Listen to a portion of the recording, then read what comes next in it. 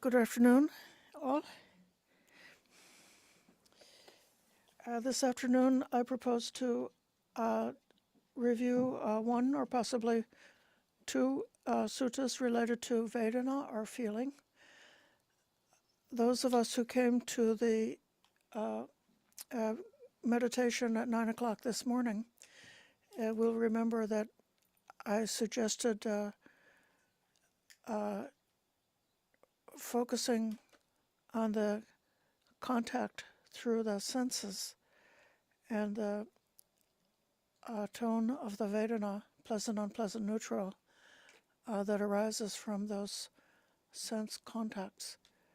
It seemed to be a good experiment and a very good demonstration that if one wants to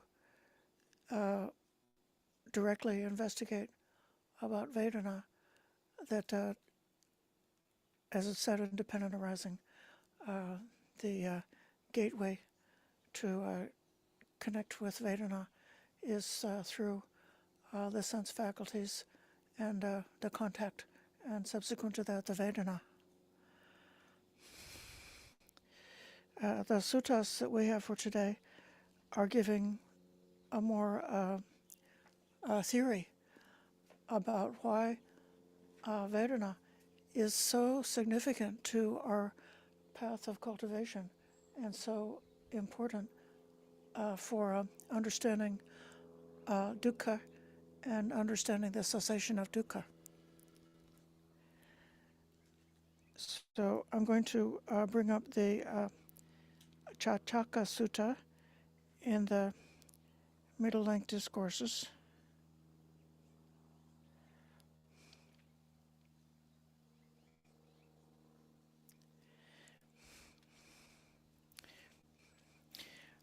This is number 148 in the middle-length discourses.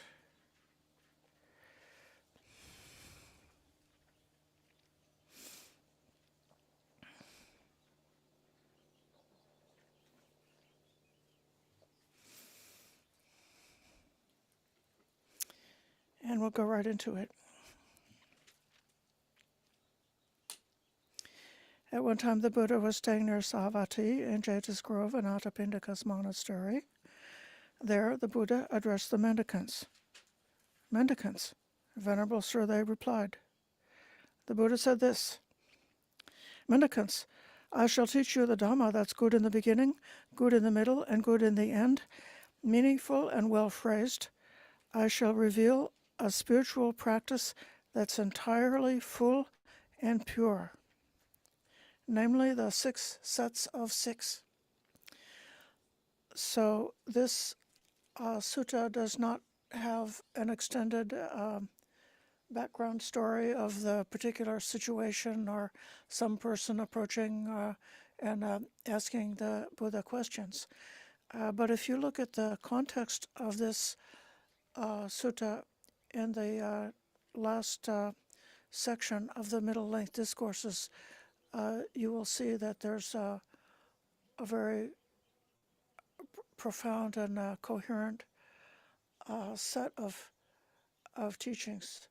So it's good to look at this as being a chapter within the several suttas that are coming up there near the last suttas in the middle-length discourses. So there are the 6 sets of 6.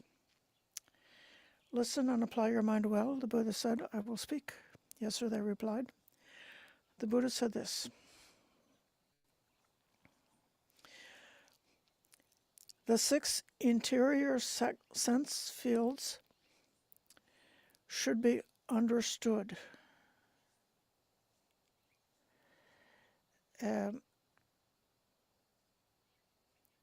The 6 exterior sense fields should be understood. The 6 classes of consciousness should be understood. The 6 classes of contact should be understood. The 6 classes of feeling should be understood.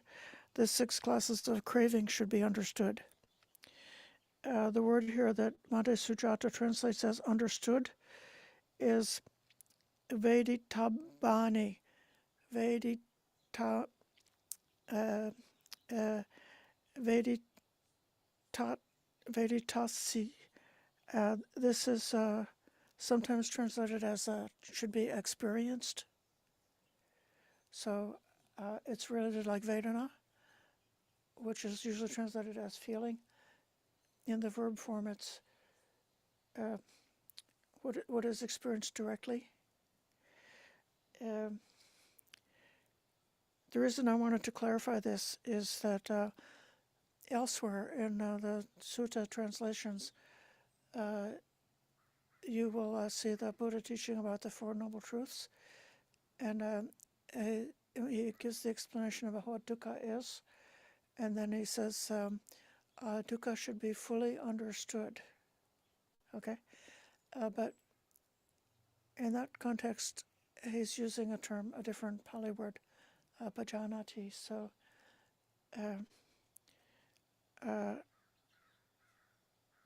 in this case, I don't think the Buddha is saying that the sense fields and the consciousness and so forth are aspect of dukkha. He's just saying they should be understood, or they should be directly and clearly experienced with mindfulness. The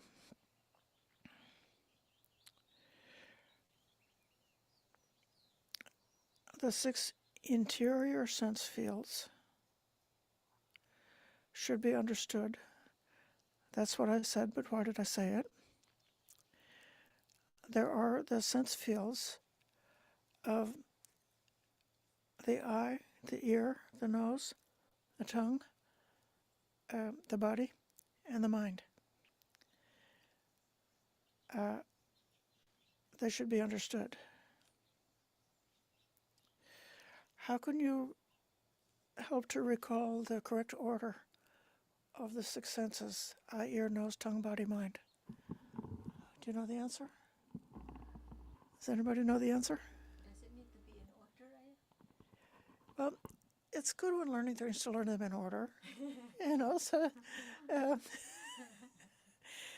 So you can see stars, which are gazillions of light years away.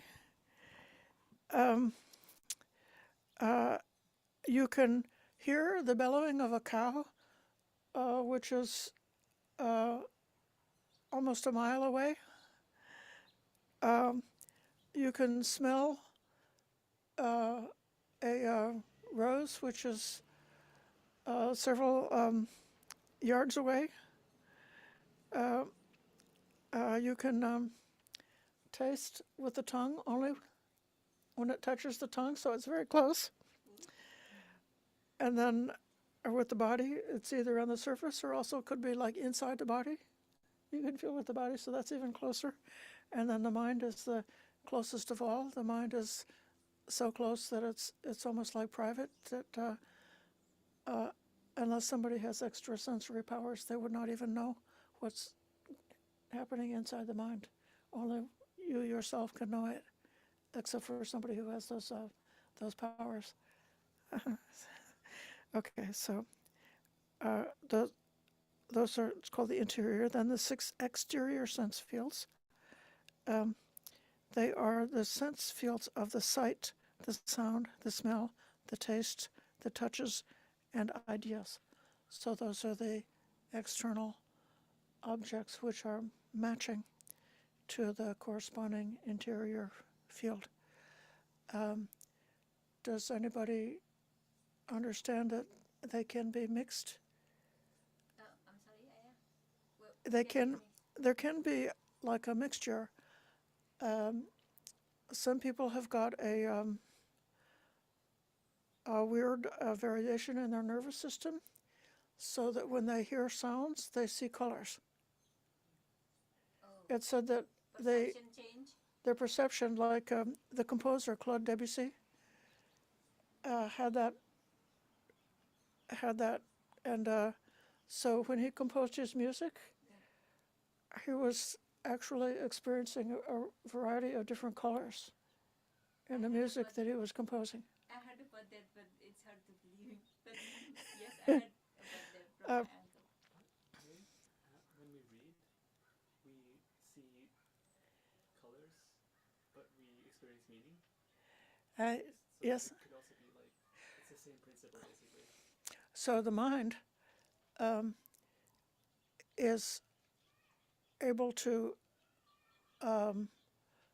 cognize the inputs that are coming from the other five senses as well. The mind is able to cognize ideas that are not coming from the senses. Yeah.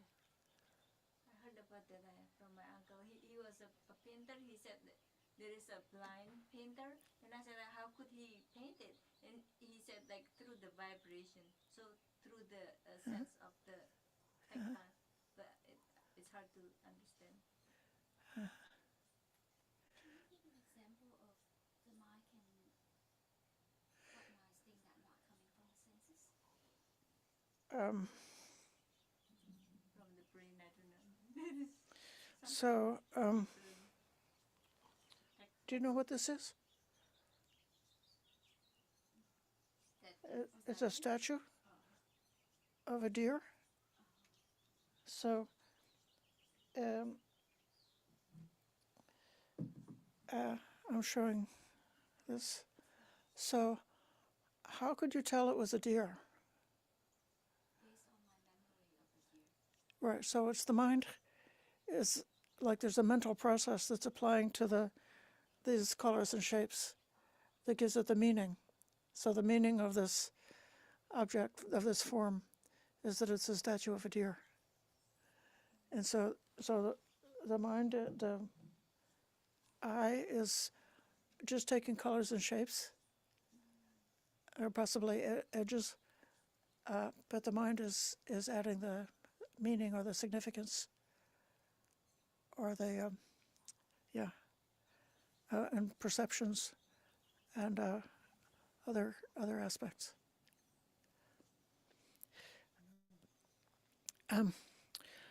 So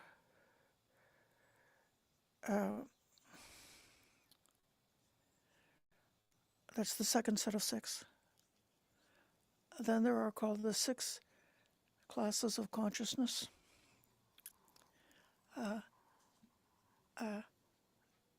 Vijnana,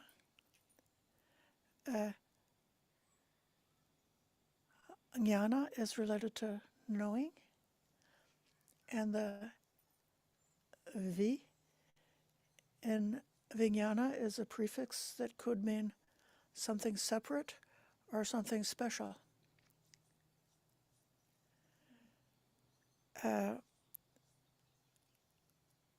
So the I consciousness arises dependent on the eye and sights. So if your eye faculty, your physical eye, or your eye faculty is working, and it's not blocked off, and if there's a visible object, in order for them to be cognized, there has to occur the consciousness, which is the mental process which is capable of making distinctions. Like, that's a rose, that's a deer, that's a person, that's a shape. Excuse me for pointing. Okay, I won't point at a person, so. This object, so this is the object, and then this up here is like not the object, so it sees that the object is here, and it's like the edge, the finishing of the object, and then the thing around it, which is not the object. So able to separate something from its surroundings is part of the work of consciousness. So that's what the V in vijnana is. It sees or experiences one thing as being separated from similar things. If you consider colors, that's one of the examples they give of what vijnana can recognize. If there's two shades of green which are very close, like consciousness is not able to discover the distinction between them. But when they go a little bit further apart on the spectrum, then it becomes like recognizable as two different colors. So that's also like an example of a separation. So the eye consciousness is the knowing faculty which is able to know these objects that are arising based on the internal and external sense faculties.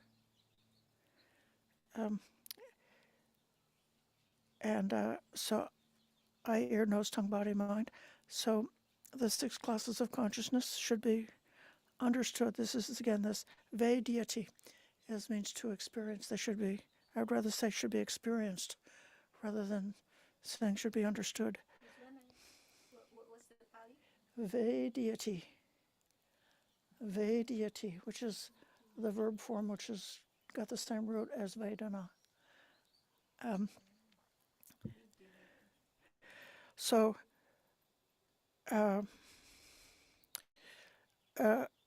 part of the significance, the unique and important Buddhist significance of this teaching here is that he's presenting the consciousness is something that's just arising at that point of contact or just arising dependence on the internal and external sense faculties. So it's something that doesn't have its own separate existence.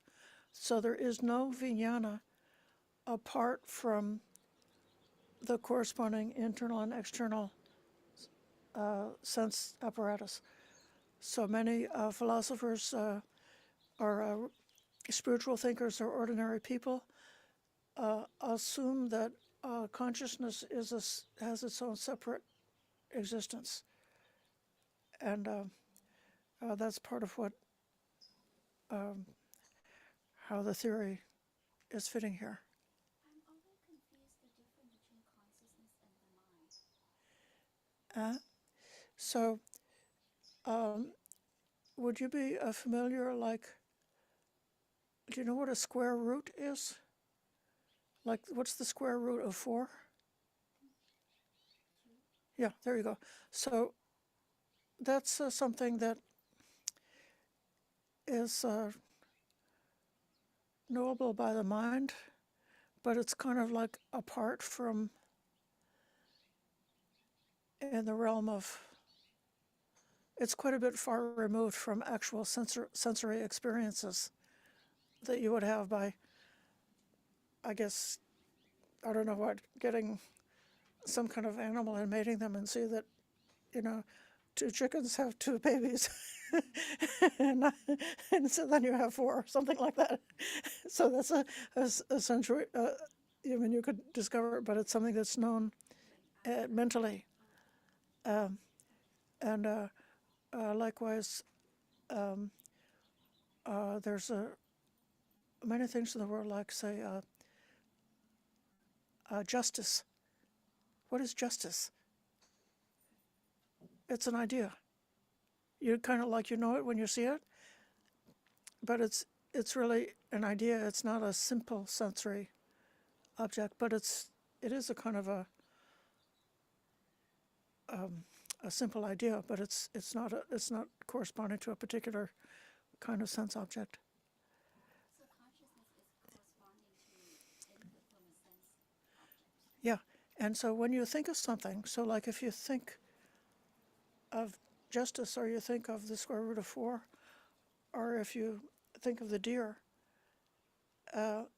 apart from seeing them, you just think of them, like you remember them, or you imagine them, or you understand them. That's all happening with the mind is considered like a sense faculty, and the idea, they compare like the idea touches the mind, the same way that a visible thing touches the eye. I see. So when we're sleeping and dreaming, it's the mind that dreams, not the consciousness. We Yeah. conscious, right? Because we sleep. If you're having in a deep dreamless sleep, you could say that the consciousness is minimized, and that's why you're not experiencing anything in a dreamless sleep. But when there's dreams happening, then there's a kind of a consciousness, and one is conscious of in the moment. You may not be able to remember it later, but you could be, while you're in the dream, you could be conscious of the thoughts that are happening. And people sometimes try to do lucid dreaming, so they try to be conscious while they're dreaming. So, yeah. Excuse me if I'm talking to somebody here in this space and you can't hear them, but I hope you can follow the drift of the conversation. So in this case, the Buddha is simply laying out that there is the 6 kinds of consciousness to be understood. And then it said, this is the Buddhist psychology of, I guess it's epistemology, how we know things, how do we know what we know? And then it says the 6 classes of contact should be understood. So that's what I said. Why did I say it? Eye consciousness arises dependent on the eye and the sights. The meeting of the 3 is contact. So if you're unconscious because you're in a deep sleep and your head is touching the pillow, but because the consciousness was not there, you don't have the experience. You're just asleep. But would we call that phasa? Would we call that contact? No, it's not contact unless there's consciousness. So there has to be the inner, the internal sense object, external sense object, and consciousness. Those 3 things come together. That makes contact. We see contact. I'm still confused, Aya. So when we dream, our eye is shut, so we don't have any external. But it's the mind. The sense of the mind is touching the idea, and the consciousness. Those 3 things come together, all inside the mind. No external input, but there's internal input. Yeah, but it can be, like in that case, like an idea or a memory. For the sake of this stream of thought, the idea is kind of like an external thing. Object. Do we call it object? An object, okay. It's called a Dhamma, which is like a mental object, something that's able to be cognized by the mind.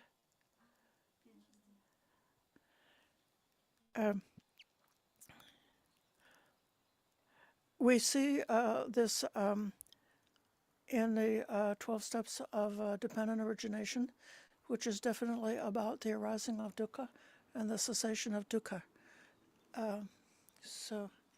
Hello.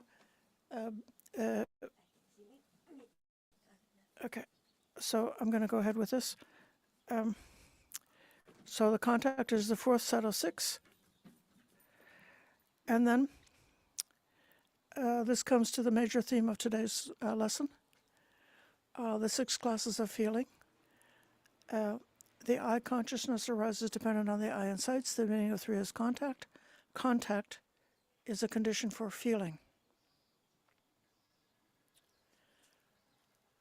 And with each one of the sense gates, the contact is the immediate condition for feeling.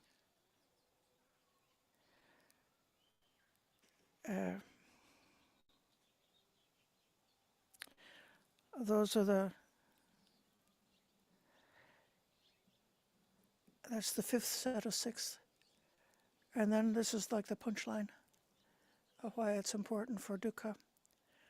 The 6 classes of craving should be understood. The eye consciousness arises dependent on the eye and sights. The meaning of the 3 is contact. Contact is the condition for feeling.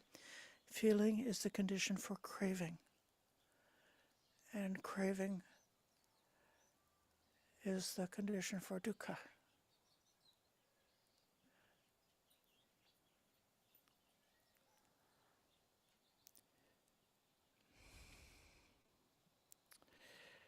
In this case, the word for craving is called tanha, and tanha has a literal meaning of thirst. So thirst it's very visceral. If someone is thirsty, they will be quite unwell, and everything in them is happy to, get some water so that the thirst can be abated, and so they can get out of the state of being unwell and come back into temporarily being well again. So tanha is kind of like, when there's tanha, it's like something is lacking, something is missing, and it creates this drive. We've got to fill the gap. We've got to fill the empty hole in order to be comfortable again. Yeah, question. So the process would be kind of like, there's a painting on the wall, my eye sees the painting, gets kind of interpreted by the consciousness, Uh-huh. and then I have a feeling that comes with like, oh, nice painting, pleasurable thing, and then I can have like the craving for the pleasurable feeling dependent on like seeing and cognizing the painting. So, yes, it doesn't. The example that Flo gave is seeing a beautiful picture on the wall, and so having the pleasant feeling of enjoyment of the beautiful picture, and then craving arises. So what is that craving? It doesn't necessarily mean that you immediately want to go out and become an art collector and collect more and more and more paintings. Or it doesn't even necessarily mean that you want to just stay on the spot looking at the picture forever, just because craving has arisen. But the craving that arises actually could be looking for different satisfactions. So if you've seen one really nice picture, then you want to go see another picture. And then you want to go to the restaurant and get a nice meal. And then you'd like to go to the bar and get a drink. and it's like it's just the inclination of the mind towards pleasure can create that tendency that could go in many different directions. So it doesn't necessarily mean that you get stuck on one thing. So the inclination of the mind to pleasure, is it something we all born with that?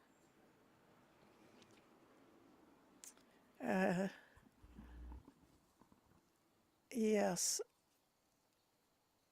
it could possibly, depending on your past lives.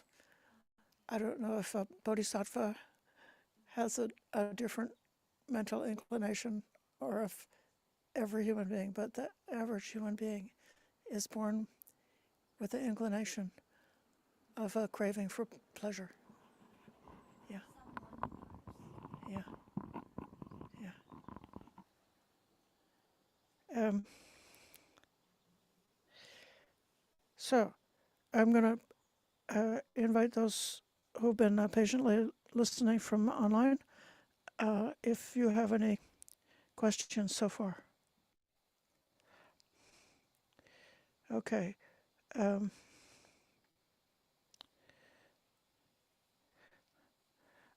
I see, first I saw Ruwanti first and then Ren. Ruwanti, do you have a comment?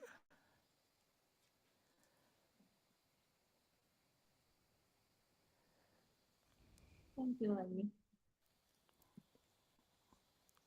My question is, when it says should be understood, what does it really mean? I'm sorry, it's a bit. If you could come closer to your microphone.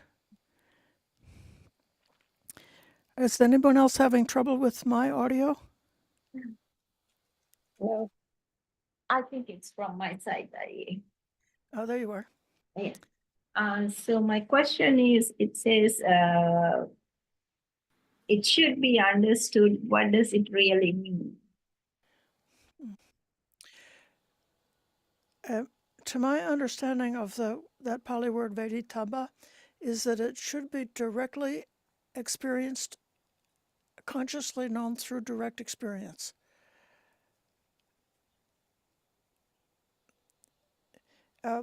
So far, like the more profound wisdom understanding is also wanted, but my understanding about this instruction is you can't really understand it until you're able to experience it clearly and discern clearly. Like some people, if you ask them if they could notice like a touching sensation, it's like they don't quite even know what you're talking about because they don't live in a good communication with their sensory experience.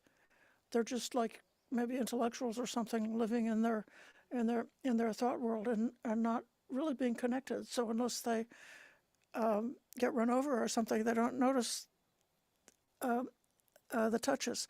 So part of what this is just a practice of noticing the impingement of the experiences through the sense gates and also through the gate of thoughts, and just investigating and exploring. Like sometimes people get a feeling. This happens a lot. People get a feeling, you don't know where the feeling came from. I just have a feeling, but I don't know. I had a friend who had a head injury a brain injury that affected memory, and she actually was not, a lot of the time, could not recollect where her feelings were coming from, and she had to learn how to trust her feelings because she would know, like, if some situation seemed to be like not safe, that it probably was not safe, but she couldn't say why. But here in this training, it's like to actually be able to be more sharp, more alert, more awake, to see what was the contact, where that feeling came from. Oftentimes, by the time you feel a feeling, it's already like after the fact, but you can sort of like look back and see what was the contact that triggered that feeling. Or if then this morning we were doing just simple awareness of the senses for a period of time, and then we brought in the thought of loving kindness, and I think almost everybody was able to notice very strongly that the feeling that came along with the thought of loving kindness was very clear and very easy to notice when they bring up that thought, and then there's a feeling connected to that. Okay, I'm going to call on Ren.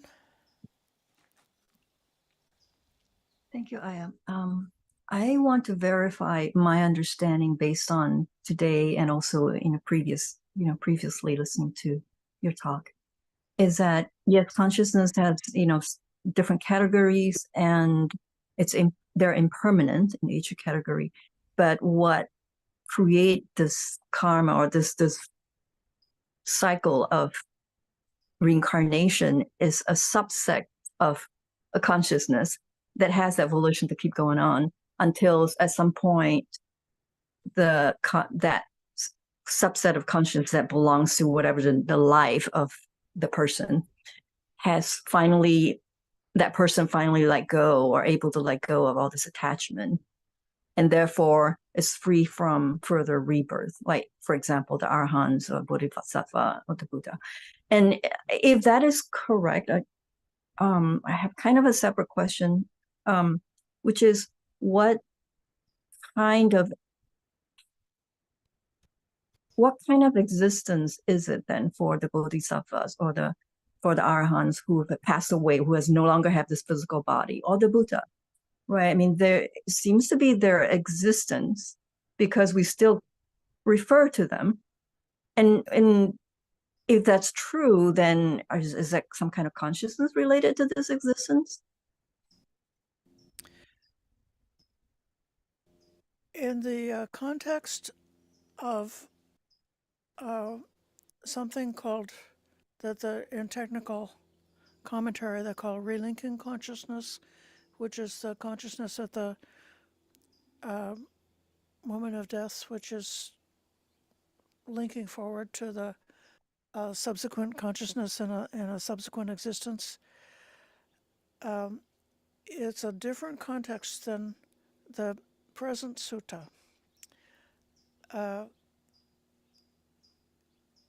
There's a kind of a parallelism in that. I find the parallelism very strongly in a different discussion, which is the discussion about the five aggregates. When one is clinging to this bodily form, clinging to the feelings,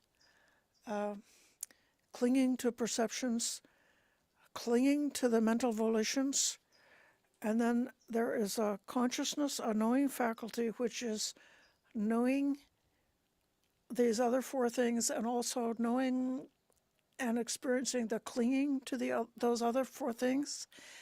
And all of these things are considered as the brief summary of dukkha, what dukkha really is. And I've felt that the consciousness associated with clinging is like the highest and most radical and serious kind of suffering, because that, in my mind, is the consciousness that is the relinking consciousness that takes us to rebirth and keeps us spinning around on the cycle of samsara. Mm-hmm. So the consciousness connected with craving and clinging is associated with that, but one should not be thinking that there is a consciousness apart from any of the contacts of any of the sense fields and the contacts. When one of the famous wrong views is the idea that there is the consciousness that runs on from life to life, and which experiences the karmic result of the previous deeds. So the consciousness is like, imagine it's like a little person that is like jumping out of the dying body and jumping into another body, and having those experiences. And so that's not what the Buddha, that's the idea that the Buddha was trying to defeat by saying that there is not any separate existence of consciousness. But when the consciousness is what is called this relinking consciousness, when the consciousness is tied up with craving and clinging, that's where rebirth happens, to my understanding. Does that? Yes, that's one part of it. So my question is, actually the bigger question is, then after one is done, I said the Bodhisattva, the Arahants, the Buddha, the physical body is gone. After that, is there any kind of existence? And if so, is that some kind of, I don't know, continuation of something? I'm really confused about that. It's just not clear. My understanding is that in the Theravada, when our Buddha, Gautami, went into his parinibbana, he doesn't exist anymore. We have the memory of the Buddha and the memory of the definitely of the teachings that he passed down, and of the sangha that he established. But they say Mara cannot find him, so that Buddha has not gone on to another rebirth. So he's not disappeared into a different corner of the cosmos and been reborn someplace else. Right, and neither is he in any kind of an internal state either. Correct. That sounds clear. Yes, thank you. I think I got confused because when you look at like the Buddhist cosmology, there's all these different levels of heavens, for example, and then you see Buddha at the very top, or I don't remember what location, but and Bodhisattva, it seems to imply that they persist. Well, in the Mahayana, it sort of came to be an idea that there were, I don't know what thousands, I'm not that familiar with the Mahayana, but that there were many Buddhas um, in existence, or maybe an infinite number of Buddhists in existence, or something like that. But that's not in the Theravada, to my knowledge. Thank you, Aya. Okay. I'm going to call on Richard, and then after Richard, I'm going to go back and read some more of this sutta. Thank you, Aya. The problem in trying to understand the idea of rebirth and whether what's translated here as consciousness continues on is, and I know I've mentioned this before, this is a bad translation. It's not consciousness, it's cognitions. Cognitions are individual, they're individual, and those are just coming and going instantly. Boom, boom, boom, boom, boom, boom. You're literally experiencing millions of cognitions right now between all your different cells and your hearing and your eyes and your touch, etc. And Bhikkhu Bodhi mentions this in his sutra lecture. Even though he translates the word in his book as consciousness, he realizes that that is not the proper word, that cognition is the word, because in the Pali, it has many different forms. But in consciousness, you can't say, well, someone is consciousnessizing, right? But you can say they're cognizing. You can say they're cognizant. All the different forms that it takes in Pali goes along with cognition. And this is why in Majjhima Nikaya 38, when Sati says, oh, it is the same cognition, he's using this word vijnana, it is the same cognition that goes on. And then Buddha says, no, it's not, because your cognitions are coming and going all the time. There's none that are staying stable. Consciousness, satta, S-A-T-A, is stable underneath. And this is coming from the Chaita. So Buddha says that due to your Chaitana, your volition, right, under the influence of incomplete knowledge, right, which people like to call ignorance, right, you form a sankhara, and that sankhara goes down, paticca samuppada, boom, boom, boom, boom, boom, boom, boom. Oh, birth, old age, disease, and death, right?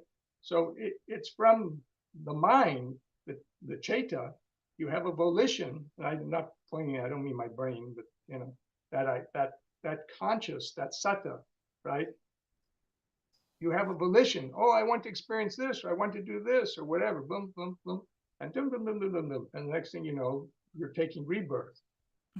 Buddha says in the Dignikaya, I can't remember which one it is, but it's in there. He talks about knowing the rebirths of others, and he says it's like a man sitting at a crossroads in a high tower. This is the Buddha. He's a man sitting in the crossroads in a high tower, looking down and seeing that people are coming out of one building and they're going into another. Now, the reason they use a crossroads is because it's a decision, it's a choice. That's the idea of a decision or choice. So they're coming out of one building, they're deciding to go over here and go in another building. And that's the rebirth. He says this is the rebirth process. And so, and he also describes the subtle body as like pulling a sword out of a scabbard, or like a snake getting off its skin. So it's that subtle body that can go into the heavens or can come and take rebirth again as a, what's that lowest level being? Means like a heavenly musician. I just can't think of the word right now. But anyways, I'm sure you know what I'm talking about. So it's actually very, it's not so unclear. I'd like to ask you to pause for a moment, Richard. My wish for this meeting is to not be focusing on vijnana and rebirth, but to be focusing on vedana and how the skillful or unskillful working with vedana can be leading us forwards or backwards in our progression. So this is a great conversation, but I'm aware of the time. So, but I do take your point about translating vijnana as cognition or cognizing. So I'm going to. So can I say, actually, I was going to talk about something else, and Ren's question led me off into that.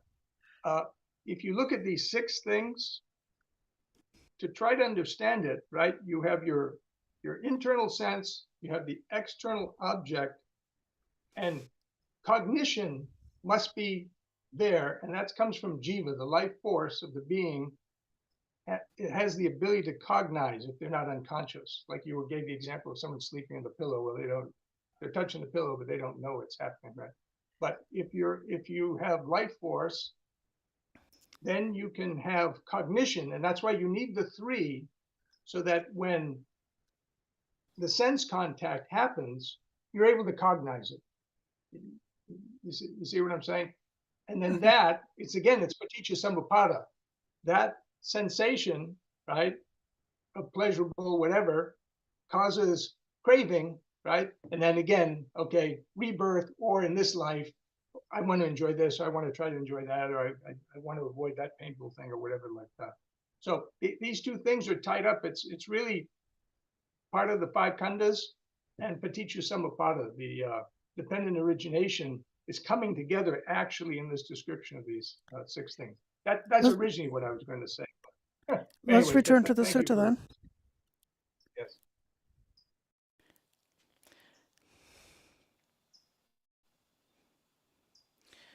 Now, here comes, as the Buddha is shifting the framework in order to see this, he's laid down the basic data that we're able to experience and notice. Then he's making advice how to see it. If anyone says the I is self, that is not tenable.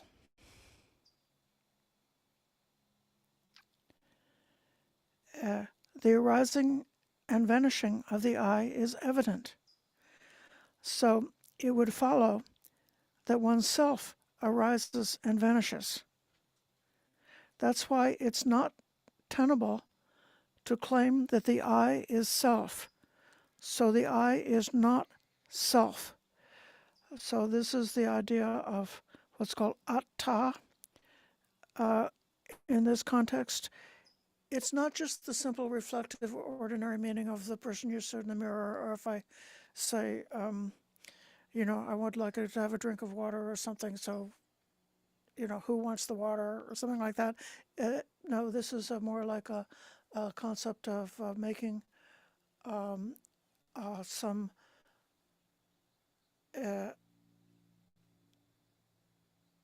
concept of an independent and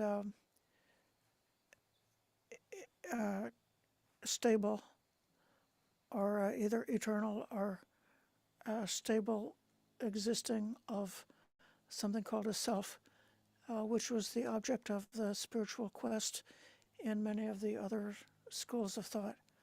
So other religions had the idea that if you could finally, within yourself, within everything that we're experiencing and the body and mind, if you could get in touch with the true self, that would put you in touch with a divine principle, and be the source of your liberation. And so the Buddha is trying to break up that concept, to crush and shatter that concept completely, so you will not be working with your experiences trying to discover that true self. So not tenable to claim the I is self. If anyone says that sights are self, that's not tenable. The arising and vanishing of sights is evident. So if it would follow that oneself arises and vanishes, that's why it's not tenable to claim that sights are self. And same with the I consciousness. if the sights and the eyes are both unstable, the consciousness is even more unstable. And it goes on through the whole list, through the contact, and through the contact is not self, the eyesight's eye consciousness, and eye contact not self. And then the feeling is not a self, it's always changing. The arising and vanishing of feeling is evident. Not tenable to claim that feeling is self. And then craving. If anyone says craving is self, that's not tenable because of the arising and vanishing of craving. So he's going through then this whole argument, and if you were reading it or reciting it in the original Pali, you would have gone through 6 sets of 6. So you would have recited 36 times that these, more than 36 times, it would be like 108 times you would have recited. It's not tenable to think that this is the self, because it's always arising and vanishing.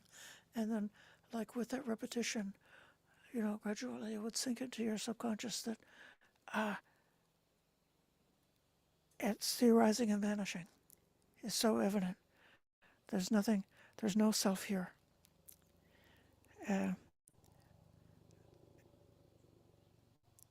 Ideas are not self, mind consciousness, mind contact, and so on like that. It's going through the whole sequence. So there's the external object. There's the internal faculty, the corresponding external object, the consciousness, the contact,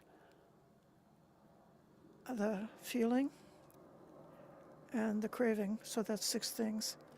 And that same thing is happening for each one of the gates. So it is 6 times 6, 36 times they repeat this investigation. And this is what, when we're talking about Vedyati, the direct knowing through experience, you can directly know through experience that it's not self.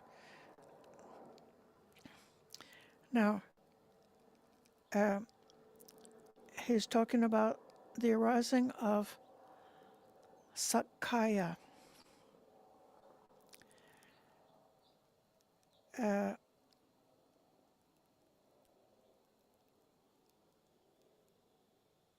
In Bhante Sujata's translation, does anybody have what Bhikkhu Bodhi's translation of this? It says, now mendicants, this is the way that leads to the origin of substantial reality. Sakkaya Samudaya Gamini, which is leading towards an individual identification, or which is leading to the appearance of a personal existence, or which creates the idea, I am.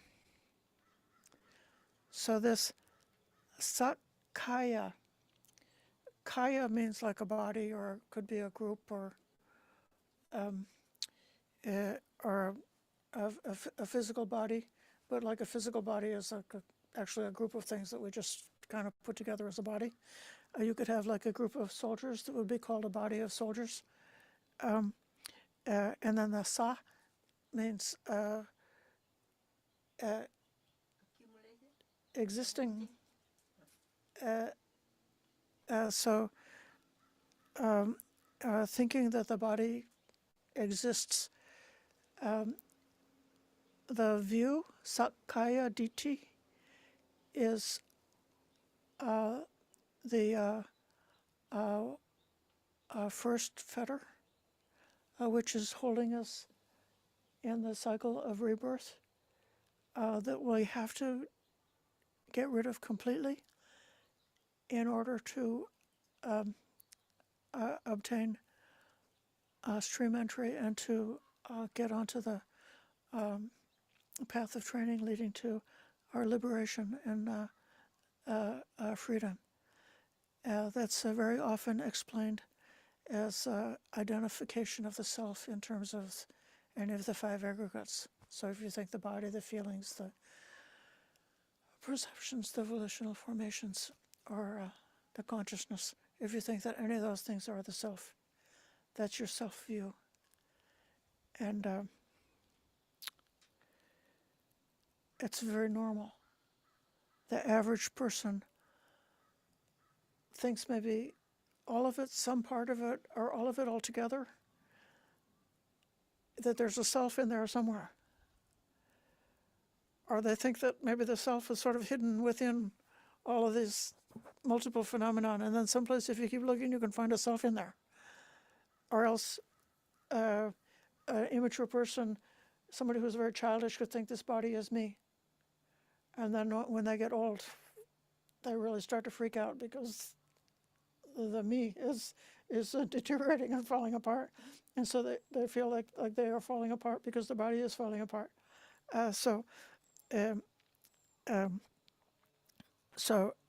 This is both our psychological suffering in a very ordinary sense, as well as in a more ultimate sense related to our liberation. So now this is the way that leads to the origin of this Sakkaya, this what's called substantial reality. I kind of, yeah. So I just wanted to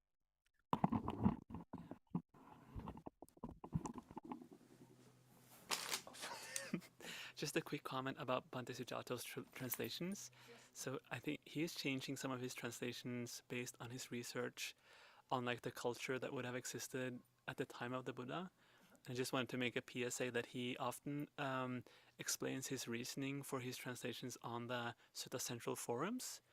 So if anyone is interested in like checking out, for example, there's a good discussion around for Sakkaya Ditthi, and there's sort of a whole explanation for that choice, and I guess it's a little bit obscure without knowing the context. So I would just recommend that for anyone interested. If you regard the I as this is mine, I am this is myself, and then any of the other of the 6 times 6, and then what is the way leading to the cessation of substantial reality, or Sakkaya Nirodha?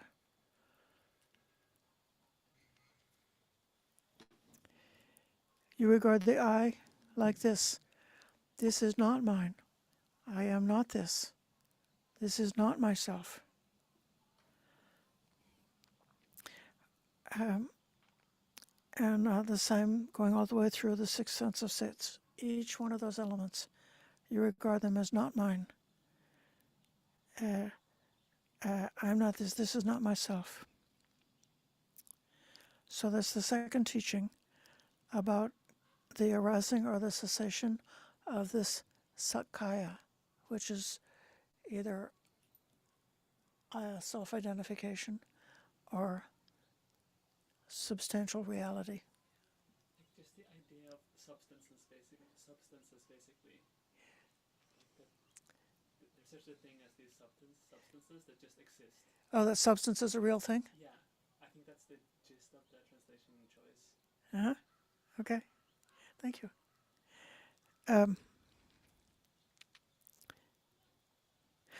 I consciousness arises dependent on I and sights. The meeting of the three is contact. Contact is a condition for arising of what is felt as pleasant, painful, or neutral. Now, this is the second aspect. This first part is about how we see it as this is myself, this is mine or not mine. And the second aspect, when you experience a pleasant feeling, if you approve, welcome, and keep clinging to it, the underlying tendency to greed underlies that. When you experience a painful feeling, if you sorrow and wail and lament, beating your breast and falling into confusion, the underlying tendency to repulsion underlies that. When you experience a neutral feeling, if you don't understand that feeling's origin, ending, gratification, drawback, and escape, the underlying tendency to ignorance underlies that. Mendicants, without giving up the underlying tendency to greed for pleasant feeling, without dispelling the underlying tendency towards repulsion, towards painful feeling, without eradicating ignorance in the case of neutral feeling, without giving up ignorance and giving rise to knowledge, it is quite impossible to make an end of suffering in the present life. And then this same pattern is repeated throughout the 6 sets of 6. I'm going to pause here. So we've got these reactions to feelings, as well as the Sakkaya, which is a view. I think you could say it's a view, like regard something as this is mine, this is myself. Okay, Richard, go ahead.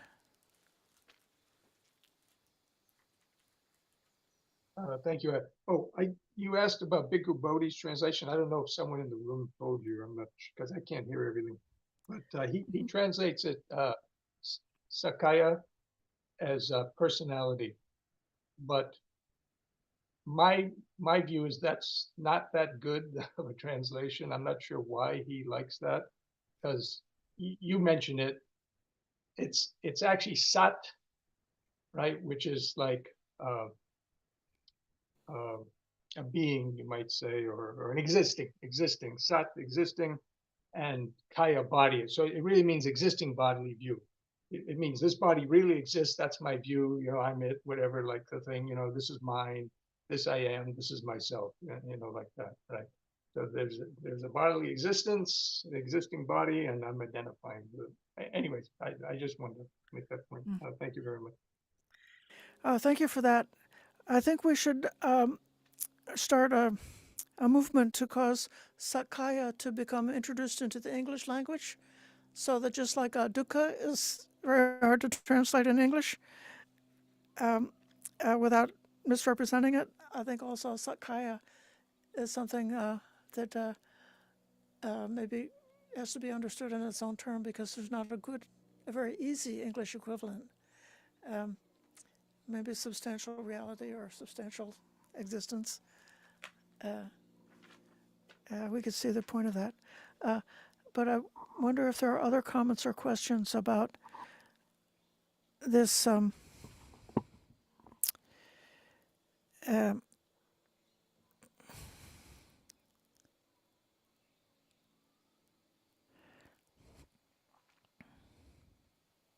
I'll try to make a point of talking closer into the mic. I'm not sure why the sound is not as strong as it sometimes is.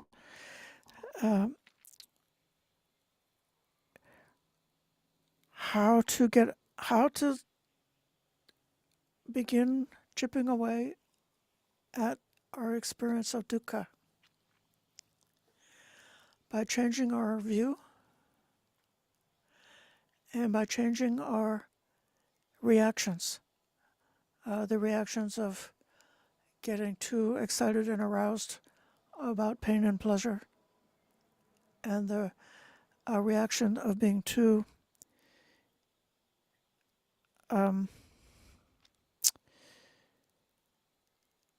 it's not just being oblivious about neutral feeling, but it can also be, there's a kind of like a smug attitude,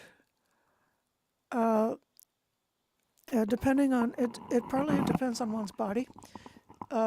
Some babies are born and whether, like if you touch them with a ice cube or something, it doesn't bother them. And other babies, it bothers them a lot. So if you're the kind of baby that doesn't react to an ice cube, you might be able to go through life and you don't react a lot. So you don't get a lot of that greed and aversion, but then those strong reactions based on pain and pleasure.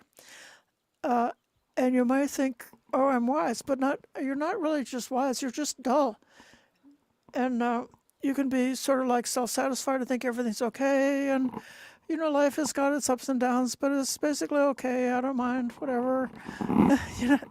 And so that's like uh, uh, not the way that leads to liberation. So that's like the ignorant approach to neutral feeling. But I'd really like to know from your own experience and practice how these teachings work for you.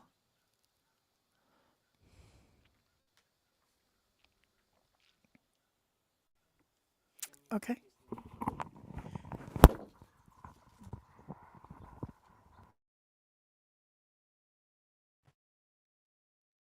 This comes a little bit from like Just 1 second.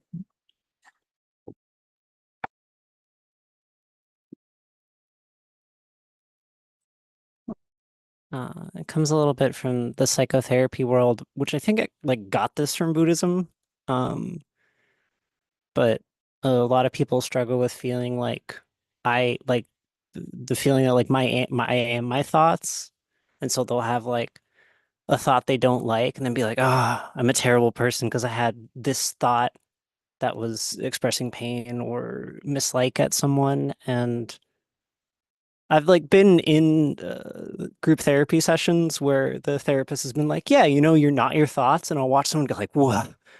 I'm not," and it can be this like really palpable relief for people to see the thoughts as just things like arising and passing away, and that you don't have to take ownership of it. That's all. Thank you. Yeah, that's like the practical side of the Dhamma. That's why Dhamma is good in the beginning, because some of these realizations can be, oh, great, hooray! It's not me. It's not mine. Hooray! I feel that way about the monastery, like or like if I'm giving a Dhamma talk and then there's some interruption happens and I feel distracted a minute, so I feel like, oh, this Dhamma talk has been ruined, and it's like, if I think it's my Dhamma talk, right, then I'm able to feel badly or either feel too elated or too upset about it, or if I think that it's like if it's my monastery, then I'm like constantly unhappy because there's so many unfinished things or undone things that are not done at the monastery. Okay. I was just I was just gonna comment on what Flo said, and it reminded me of like the Freudian idea that like everything is like a expression of of like subconscious desires or something. So it's kind of like an anti-Buddhist idea in some sense, and maybe that's just like in the background of the culture somehow. So it makes sense that the Buddhist idea is very like therapeutic in a way. Anyway.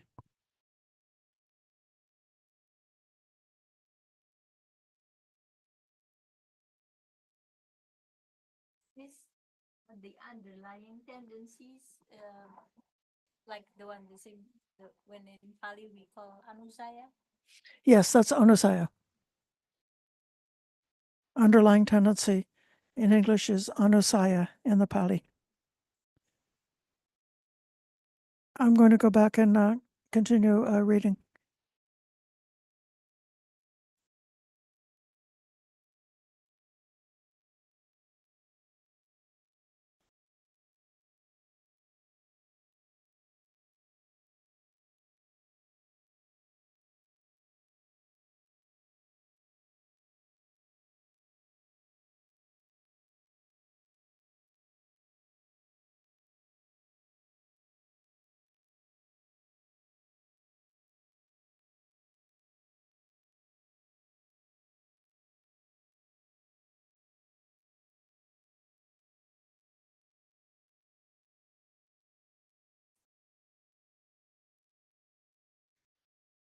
Okay, here's the eye consciousness arising dependent on the eye insights. The meaning of the three is contact. Contact is a condition for the arising of what is felt as pleasant, painful, or neutral. When you experience a pleasant feeling, if you don't approve, welcome, and keep clinging to it, the underlying tendency to greed does not underlie that. When you experience a painful feeling, if you don't sorrow or wail or lament, beating your breast and falling into confusion, the underlying tendency to repulsion does not underlie that.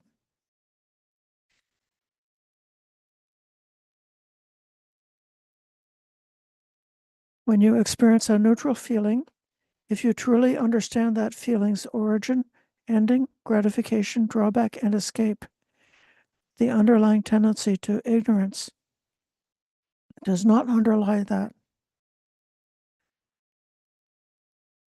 Mendicants, after giving up the underlying tendency to greed for pleasant feeling, after dispelling the underlying tendency to repulsion towards painful feeling, after eradicating ignorance in the case of neutral feeling, after giving up ignorance and giving rise to knowledge, it's quite possible to make an end to suffering in this present life. And then the same promise is repeated for each one of the 6 sets of 6. So you have 36 different opportunities to make an end of suffering in this present life.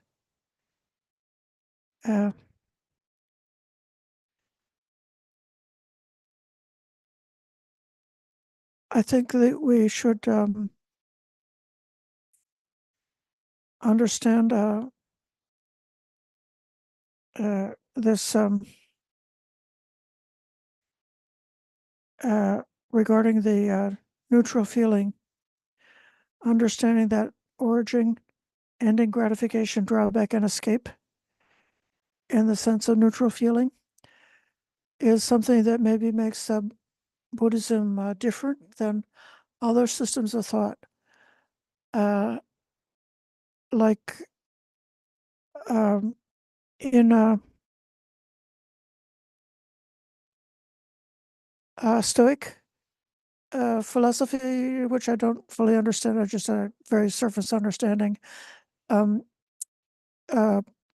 a pretty strong training not to get excited about external things, which are either pleasant or unpleasant, and to think that they're essentially trivial, and to get beyond becoming too elated or too disheartened by anything external to oneself, but then being extremely dedicated to that which is in that system considered internal to oneself, which could be like one's virtue. One would be like very, very attached to cultivating inner virtue or something like that. But there in the Buddhism, he's going like in a different direction. After one has gone beyond being highly reactive towards pleasant or unpleasant things, it could be that the overall tone of one's life experience has got much more experience of neutral things that are in the neutral range of feelings. But you don't want to just fall into being, okay, I'm satisfied now because my life is calmer than it used to be. That's not going far enough. You can't reach the goal if you don't keep going and then understand within each one of these things the gratification, danger, and the escape. So the gratification of neutral feeling is that it's calm, it's pleasant, it's comfortable. And the danger of neutral feeling is that it's impermanent. So if you get a moment of neutrality, then it's only there for a moment, the same as anything else. Or if you are able to experience in meditation the powerful bliss of jhana and have that be gradually subsiding down into becoming beyond pain and pleasure, beyond grief and joy, into a state which is powerfully neutral, that you don't make the mistake that that is enlightenment just because you had this really stable, calm, clear, neutral experience of meditation with a neutral feeling tone. That's not the end at all. It's just something else that's impermanent. And so then if it were clung to, it would be resulting in dukkha because of that clinging. And so that's the danger. And so then when you let go of the clinging to that, that would be the cessation. In that case, that would be the escape. So this then distinguishes our path from the from any other system of psychology or self-help or religion that I am aware of, because it's like you keep peeling the onion, and the more you remove external or more superficial levels, which can lead to something sort of like the good life. Then, but you keep peeling, you just keep applying that same scrutiny, and continue to apply that same powerful lens of because of understanding impermanence, thereby seeing that it's not self, that there's no sakkaya there, there's nothing to be clung to, it's insubstantial, and therefore not clinging to anything whatsoever. And so that's my understanding of why in this particular teaching the phrase about the origin, the ending, the gratification, drawback, and escape is given in the context of a neutral feeling.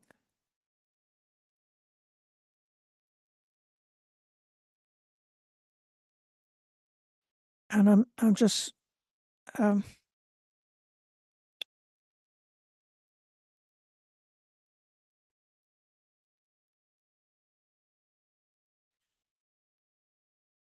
then the next idea in this sutta: seeing this, a learned, noble disciple grows disillusioned with the eye, sights, eye consciousness, eye contact, feeling, and craving.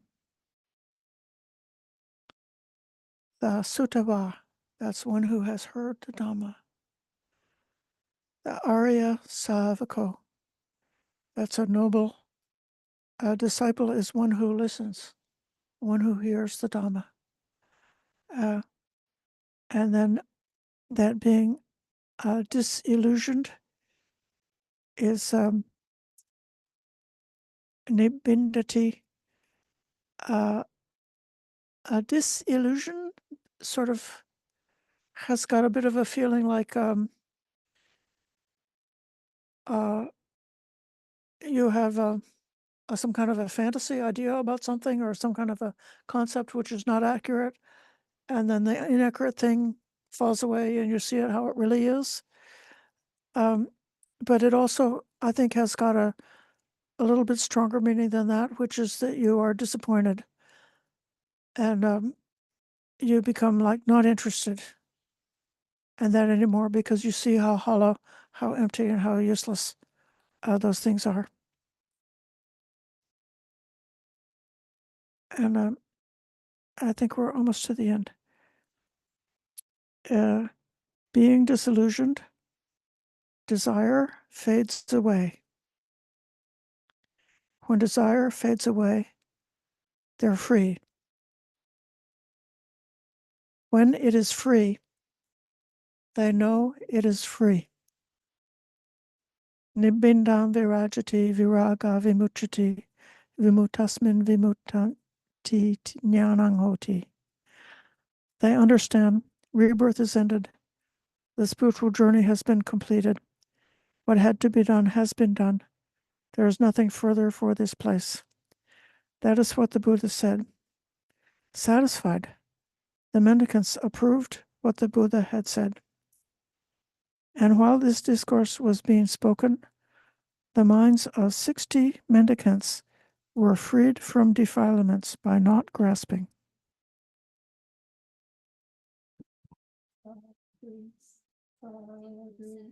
Sadhu.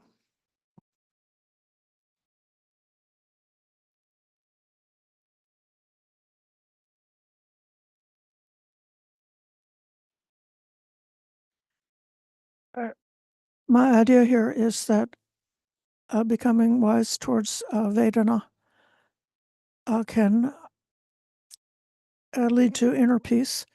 That's how I make it fit into this theme of our Vasa about practicing for peace, and how if one also has got that result of insight and wisdom becoming truly released from all those different kinds of reactivity that can happen because of vedana, that if that were true, then it would be very easy to accomplish a complete social harmony, because it wouldn't even come up. You wouldn't have the kinds of reactions that would cause any kind of quarrels or disputes. And so then we would have a peaceful and harmonious world if all beings, or if a significant percentage of the beings really had developed this kind of profound wisdom, particularly in connection to vedana, to the three kinds of feelings.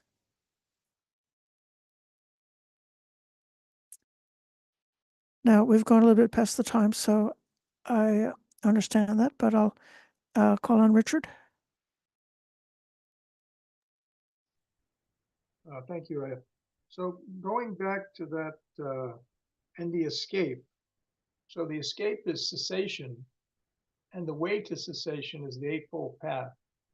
And that's why Buddha says that any system that doesn't include the Eightfold Path doesn't lead to cessation and ultimately Nibbana. So like you were mentioning about the Stoics, and that's very similar, their philosophy is very similar to what we see in, let's call it full-blown, what's the word, secular Buddhism. So secular Buddhism is saying, oh, there aren't all these so-called mythical things. Buddha's just teaching you how to have a really good, peaceful life, in this life, you know what I mean? How to bring yourself to this really peaceful human existence, similar to what the Stoics were trying to do, getting away from the extremes of pleasure and pain, just sort of having a peaceful mind. So you can see the Stoics they didn't go far enough. I can't remember that there's a certain philosopher that developed that system, or he's credited with it. So he didn't have the Eightfold Path, which means he didn't go all the way. He didn't achieve Nibbana. And so similarly, following the secular Buddhism, you're not going to be able to achieve Nibbana because you're not seeing that this so-called, simple middle of the road, existence, you might say, is not freedom from samsara, from the round of birth and death. You may get a little bit of peace and comfort in this life and feel peaceful and comforted, but the underlying tendencies are still there. You haven't broken through and destroyed, what's translated as ignorance. You haven't completely overcome that with knowledge. Anyways, that's all I wanted to say. Thank you very much for listening. In this case, I agree with you completely. And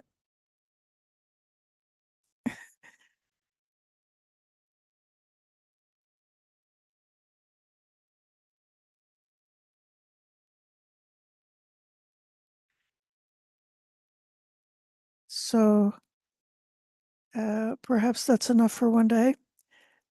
If you will continue developing your mindfulness and wisdom around Vedana, you might find that I will be continuing to go on about this same theme even next Tuesday and even in the following week. We may find that the wisdom about Vedana is a very fruitful area to develop to see how far we can go with wisdom towards attaining that internal peace of mind and becoming much more intuitively natural peacemakers and leaders in peace out in the social world. So I appreciate everybody's patient listening today. And we can close by giving respect to the Triple Gem.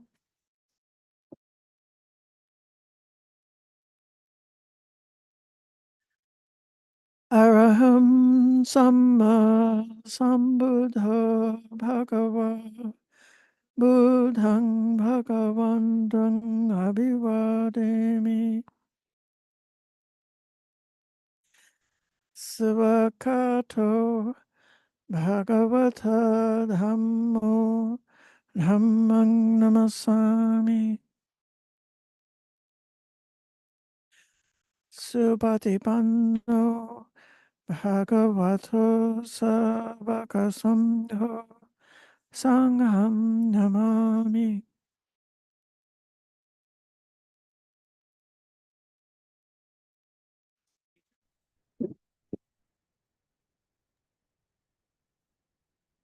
Thank you, Raya.